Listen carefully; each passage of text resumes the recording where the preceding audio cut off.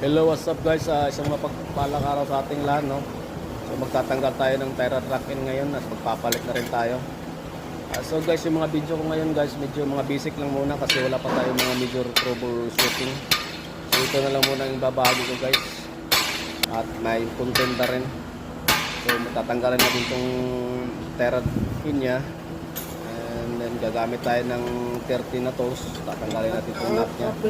So tignan mo lang itong nut guys. Pag tatanggal kayo guys, yung thread na natitira, kailangan bilangin nyo guys. So nabilang ko dito guys, mga 8.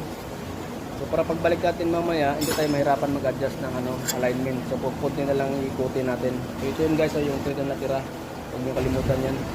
So tatanggalin na natin yung tire track in guys. It's too hard. Gamit na tayo ng pipe wrench, mga 3 to 4 inches ang kasya nito. So malambot lang ito guys. Gamit lang kayo kung nagsisyon na ng